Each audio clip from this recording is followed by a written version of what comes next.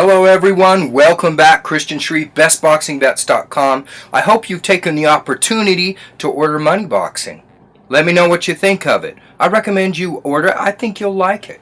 I am biased, but it is very good. I want to talk to you about a comparison. We have a fighter in mixed martial arts named Anderson Silva. And MMA people are saying this fighter holds up in comparison to all the analytical elements that exist for rating great fighters throughout the last 100 years in boxing. Doesn't he? Well, let's get rid of the question mark. Let's put it together.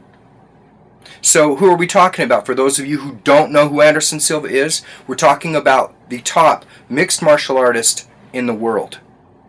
He has been for a while. Now, when you talk about mixed martial arts, I understand that some people say that boxing and mixed martial arts are cousins. They interlink. Clearly, on a technical side, it's empirical, but they're different. Some like one better, some like the. It's time to look past that and get to do what we do best, and that is to make the comparisons. So we're going to do it. A little bit about Anderson Silva's history as the pound-for-pound best fighter in a moment. But first, before Anderson Silva, there was a pound-for-pound champion in that game. And this is an established game. Americans have really only known about it since 1993. But it's an established game. And the best for years and years and years before that. Probably the best overall fighter in the world, in MMA certainly, was named Fedor Emelianenko. And the only person who disputed it was Dana White, who didn't have a promotional contract, and he runs the UFC. And even when he was doing it, the reporters, would look back and would say, gosh, he has to say that. He has to pretend as if this guy isn't the best fighter pound for pound, even though all of his champions know it, and his family probably knows it as well. It was a facade, of course. He's bombastic, but he's not dim. So he knew that too. Before that, the real king was Rickson Gracie, the jiu-jitsu master, who didn't give up that title until he refused to face a guy named Kazushi Sakuraba, who was known as the Gracie Killer, because before that, the Gracie family had dominated, and Sakuraba was good enough that not only did Rickson not want to face him, but Frank Shamrock, who was a superstar, breakout star in the game, temporarily retired rather than face him. He was that good, but then he got involved against another top Brazilian fighter named Vanderlei Silva, who went on a 20-streak tear to rule the game for a little while. So that's a little bit of history.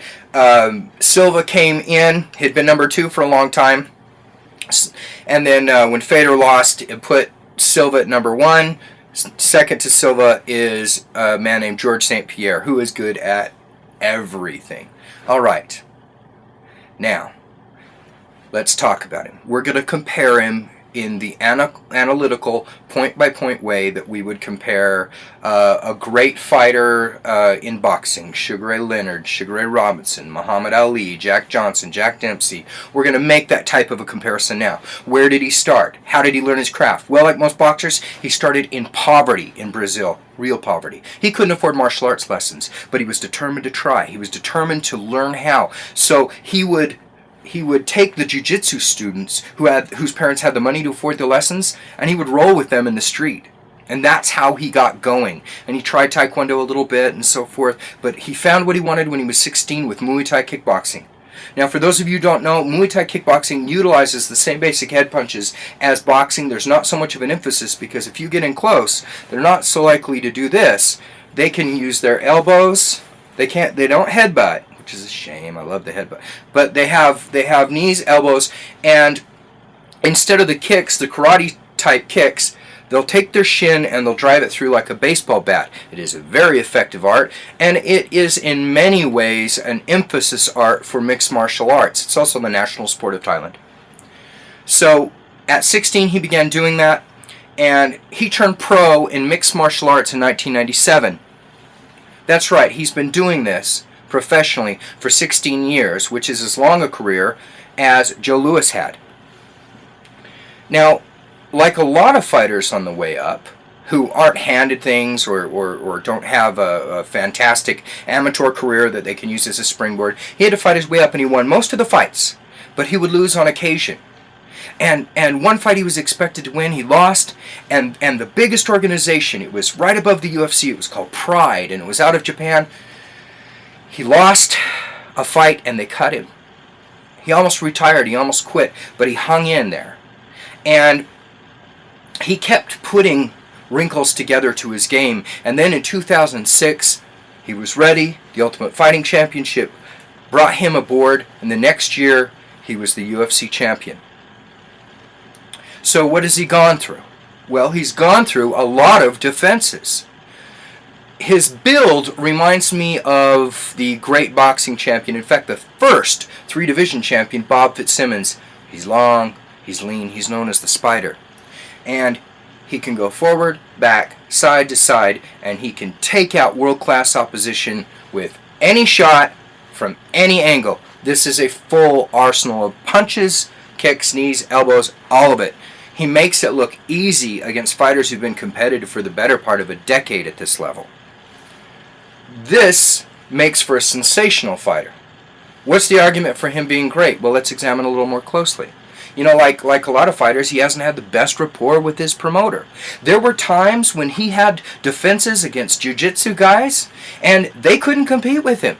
And the only option he would have had to make a fight out of it is to compensate for his opponent's inability to challenge by giving up all his advantages and facing them in the only way that they could face him, which was in jiu-jitsu. And he refused. He said, I am the champion of the world, you have to fight me. Well, the promoters didn't like that. They want an exciting show, and they would rather him hurt his body. You know, promoters oftentimes don't care a thing for the fighters, and it wasn't great for the fans. But, you know, this is a guy who fights smart, and he fights to win. And when you compare him in terms of a developmental learning curve, you have to realize that in the middle part of the last decade, he went from being the most formidable striker probably in the game since a guy named Mirko Cro Cop to a jiu-jitsu black belt. A Brazilian jiu-jitsu black belt. So that he, the greatest striker, can employ the techniques on the ground with diversity and with cohesion. And what does that remind us of? Well, for those of us who are boxing fans, it reminds us of Roberto Duran, the pound-for-pound champion in the 70s. You know, he was as a young man, they called him Hands of Stone. He was a fantastic fighter, a fantastic offensive fighter, the lightweight champion, but he was vulnerable, like all swarming offensive fighters, to a counter-fighter, and he was beaten by his main rival, Esteban de Jesus. And he took the lessons that he could from his Hall of Fame trainers, Ray Arcel and Freddie Brown, who was the motivation for Mickey in the movie Rocky. And they polished him like a fine jewel until he was smooth defensively, and he could stand right in front of you, make you miss, and hit you with paralyzing shots. That's what Silva's done. To basketball fans, you know, I remember when they said Michael Jordan and the Chicago Bulls, those Bulls will never win an NBA championship while Jordan is their offensive star because of the gap in his shooting and his defense. And what did he do? He turned around and became the Defensive Player of the Year. This is the level of accomplishment, of dexterity that Jordan displayed, Duran displayed, and Silva has displayed. Now you bring it up, the historical, as you look at as the UFC has truly continued just to expand like crazy with the sport, they've been able to hang their hats, the fans have, on Anderson Silva. And that reminds me of the legendary champion John Lawrence Sullivan. Any of you who read a sports page, any of you who watch ESPN, you are doing that because of the Police Gazette. And it was founded by a guy named Richard Fox who invented the concept. And he hung his hat against his will in the beginning on a guy named John L. Sullivan, who said, I can lick any son of a gun in the house. And as boxing became famous and sports pages became famous, Fox and Sullivan became famous, and as Dana White has continued to build the UFC, the fans have been able to follow this guy, Anderson, continually. So he has that sort of historical pedigree. And then we come to that ultimate test. No matter how good you are, no matter how many abilities that you possess or what your record is, you are eventually going to meet someone who you can't handle with your physical gifts. It happened to Ali, it happened to a lot of fighters, it also happened to Anderson Silva. Chael Sonnen has now had an established career in mixed martial arts. He has a fantastic personality. He's been an elite fighter for a number of years, and at the turn of the decade, he was just manhandling everyone, and he separated himself from the pack. And I remember hearing from an expert I know who said, look, I know Silva's great, but this is going to be a passing of the guard. Sonnen is just too strong. He's going to get in Silva's face, and he's going to control him through the whole fight. And what did he do? He did that. He controlled every minute of every round. And the fans, you could hear it. They were getting ready to say, long live the king, the new king.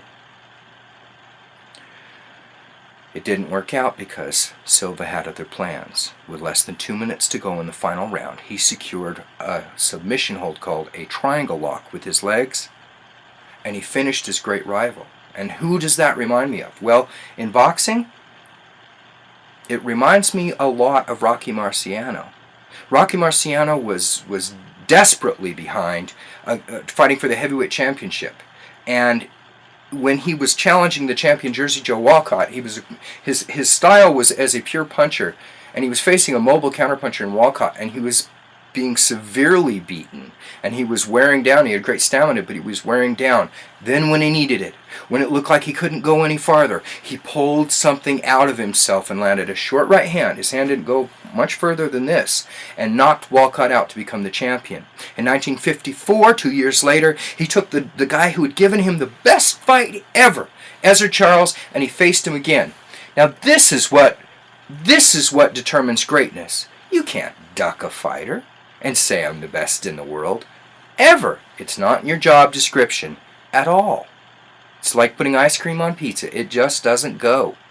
And he turned around after facing Charles in a 15 round standstill fight, turned around and faced him 3 months later. That's championship conduct. And in the 7th round, his nose was split in half. Oh, it was gross. Look it up if you need to see it. And in the next round, the only round that they'd given him to save the title, he stopped Charles. Now Silva did that. Silva faced his greatest challenge, and when it looked like he couldn't win it all, he pulled it out. He turned around a year and a half later and gave the guy a rematch and beat him easier. So, that's where he is. Historically, after a 16-year career, he has been the best in the game for almost half that time. From his beginning to his putting it together, rising up the ladder, overcoming promotional adversity, overcoming fighting adversity, changing his style, developing it, championing his division, saying, I will face the best, anyone. I will face anyone, and if you do well, I'll face you again. And he has 7 years as the best, is not showing any sign of wearing down. He reminds me of Joe Louis. So ultimately, by the standards laid out in boxing circles, does Anderson Silva deserve a place with guys like Joe Louis, Muhammad Ali, Marvin Hagler, Manny Pacquiao? Yes. Yes, he does. He's a virtuoso. If you like seeing the best of the best, whatever their game is, whether it was Beckham in soccer or somebody very similar to Anderson Silva in accomplishment, which is Pele, I want to see the great athletes. Anderson Silva, I believe, has met every burden that you could put upon a fighter to say this is one of the greatest fighters in all of fighting from any style. He's a virtuoso. He's a pleasure to watch, an extraordinary knockout artist with versatility. And for all my boxing friends, I encourage you to see him before he's gone. Christian Shreve, bestboxingbets.com.